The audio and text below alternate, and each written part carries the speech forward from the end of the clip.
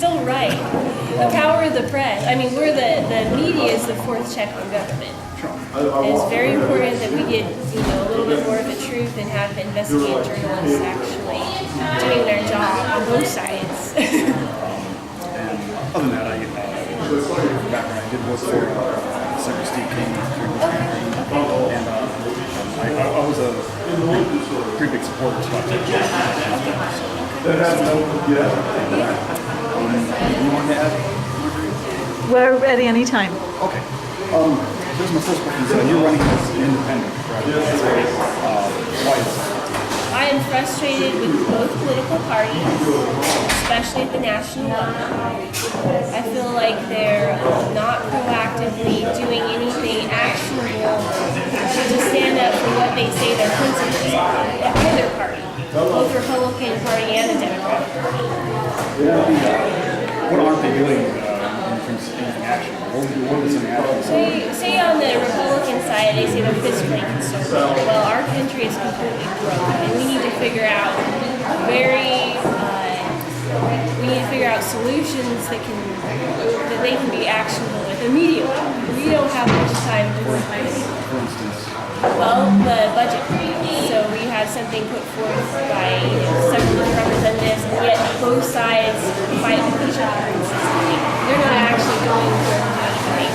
Neither party is focusing on what's bankrupting all American people, and that's the Federal Reserve. How much money is being pumped into our system, which is causing inflation. So it doesn't matter what side of the aisle you're on, that amount of money being pumped in is starting to have effects on the American people. And I don't see anybody in either the Republican or Democratic Party beyond somebody like Ron Paul, and there's a few others, he's not the only one, but outwardly speaking against the atrocities that are happening at that level. And that's something that would directly, eventually, trickle down and affect the deficit and all the other problems. Right? Beyond that, in addition to that, the Republican Party, if it is conservative, focus on the constitutionality of laws. I think there's a lot of laws on the books right now that were passed by both Republicans and Democrats that are unconstitutional. And the fact that we have legislators going in and creating more laws versus finding out ways to positively affect our own community and get rid of laws that are tangling up small businesses with bureaucracy and red tape, that frustrates me. That's like, and so we have groups of people walking party lines saying that they're bringing more legislation, more laws. It's not doing anything productive for the end result, the people, the small business owners. It's really not. So we need people that can step outside of those lines of the party and just focus on common sense solutions that will help people. And it's hard, and it's an uphill battle, but our founding fathers warned against political parties. Because of that, it's a power struggle. Not that the people in the party are necessarily bad people. By any means, they're not.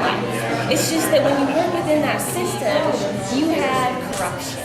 It's corrupt, and I believe in the political parties and the political system as it is now is corrupt. Which means we need to weed it out at every level. Federal level, state level, local level. We need citizen representatives. We need people who are not politicians. People who are willing to go and stand up truly with some type of integrity for their constituency about what the difference between right and wrong. I tell people, I do not know everything, but I do know the difference between right and wrong. And I know that a lot of our politicians going to Washington are lining their own pocketbooks at the expense of the American people. And there's no excuse for that. Getting back to the gridlock in terms of the financial problems that we're having, how would your candidacy, should you win the first congressional district, how would you change it? So we have there's two different levels to this. One is at the federal level itself. And really, I mean, as someone that's going to represent in the House of Representatives, I would have to find other people to work with. That's just no doubt about it. There's going to have to be a group of independent thinking people that are elected. I believe in 2010 we made some headway, and I think that we can make more headway in 2012. I don't care what affiliation the people are. We just need people who are willing to work together at the federal level to institute some type of change. Secondly, at the local level, we need to work together to empower our own communities. So one of the things that our campaign is focused on is getting legislation at the state level, or working with the state reps to institute a state bank. Because a state bank is something that can hedge against the Federal Reserve and the problems that our national currency have right now. And then the other thing is by empowering county sheriffs. And county sheriffs are basically the law of the land. Constitutionally, they have the power to throw out federal agencies that are acting outside of the Constitution. So a second thing is to work with county sheriffs and get them on board, being willing to protect the American community. So it's two different ways. First of all, I need to get to Washington, D.C., and the American people need to elect a whole bunch of new faces who don't know everything. I don't know everything, but who can get in there and at least analyze the problems and stand up for what's right. And secondly, as a representative, it is my job to get into the community and talk to people and be a voice. Use that as a platform to be a voice. And it will take time. It will take a lot of time. But something has to give and something has to start there. Back to the financial at the federal level, and you brought up some good points with the size of the federal government and the amount of debt that's spending. There was a proposal by the House Republicans to cut the federal budget and cap federal spending at 18% of GDP and balance the budget. Are those good ideas? Yeah, absolutely. The problem is what they pit people against is what is cut then causes problems for people who are depending upon those services. That's where the problem is. But the thing is if we are going to have to stop spending at some point. I believe that there's large amounts of federal bureaucracy that can be cut. Agencies that can be evaluated for how effective they're being. And really focus on the people and finding whatever systems are working for those people, that's fine. But I don't think you can find very many federal programs that are working.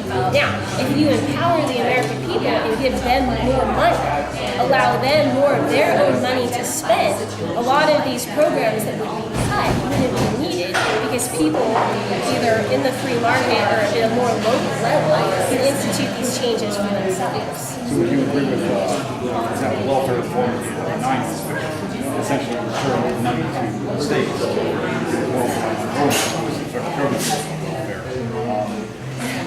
other entitlement forms like the grind time, suggesting that funds be blocked in the states. Would that be a type of I believe that the federal government should have nothing to do with the welfare state. And if the states themselves want to decide on some system to institute those programs, that is much more sustainable. At the end of the day, I really don't think government should be in the business of that at all. Because if people have more money, just 100 years ago, if you had problems, you had community organizations and churches that stepped up to the plate to help you. And that's kind of my personal philosophy is that government, whether it's federal or state, should not be in the business of choosing winners and losers. That includes giving a hand out instead of a hand up. Communities. It's Casida. Yeah. Well,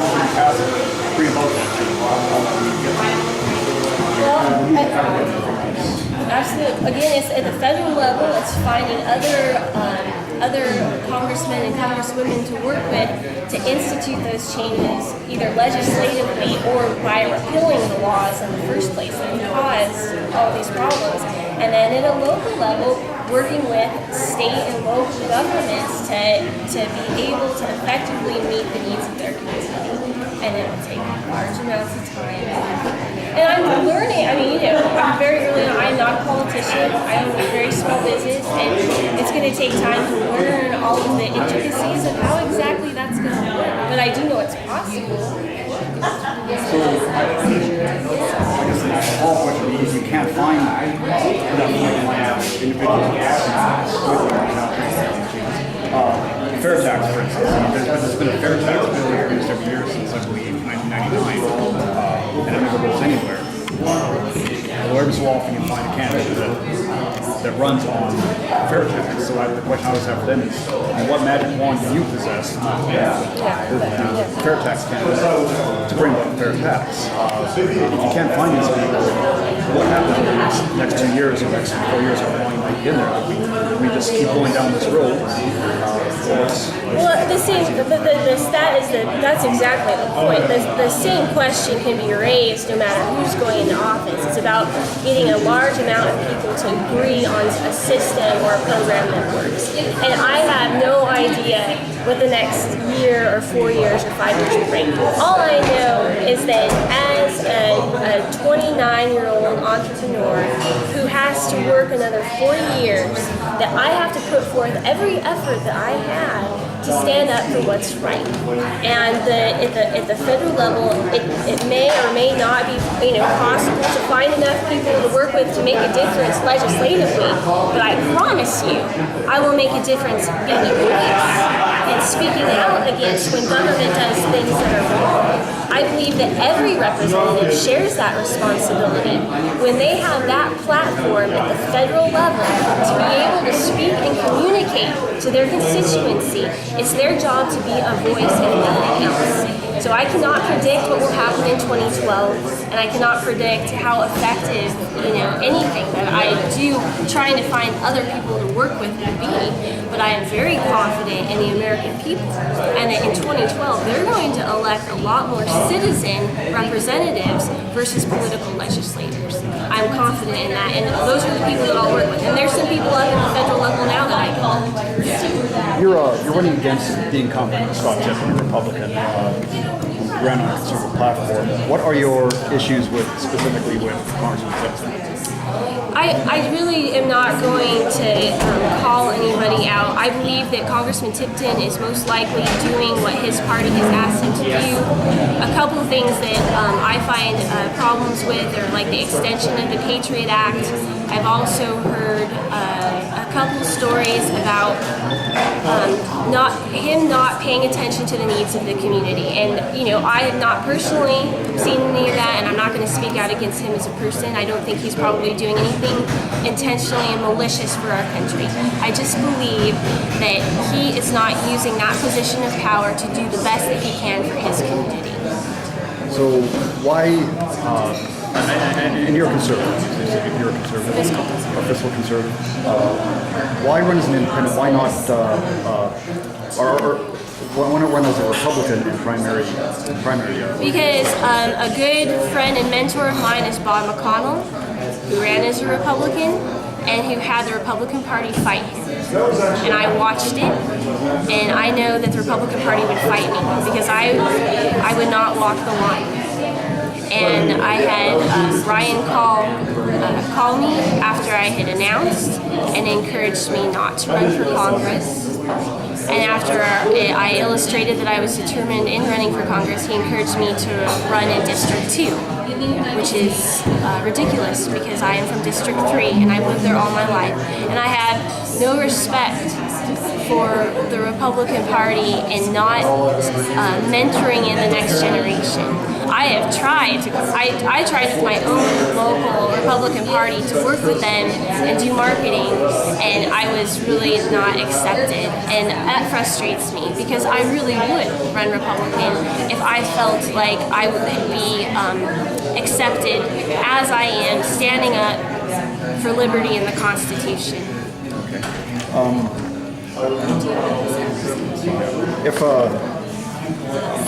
If polling indicated as we went along the process that your candidacy was splitting the conservative vote and essentially ensuring a victory by, say, Sal Pace, who seems to be the leading Democrat candidate, would you reconsider? First of all, I don't ever trust polls because it really depends upon who's polling. It's called research, and I'm very familiar with how easy it is to sway that. So our intention is to win, and I'm going to hold that intention as long as I feel it's benefiting our community. Okay. Let me ask it a slightly different way. Would a Sal Pace congressman be worse for Colorado and for the country than Scott Tiffin? No, it's all the same. It's all the same. As a matter of fact, I have not heard anything bad about Sal Pace. I've heard that he's a great legislator, you know, and I'm sure he is. But I don't think that he has the tenacity to stand up and say what's wrong and outwardly fight the system that's bankrupting all American people right now. I don't know for sure, but that's my gut feeling. You mentioned with regards to Representative Tipton going along with the party.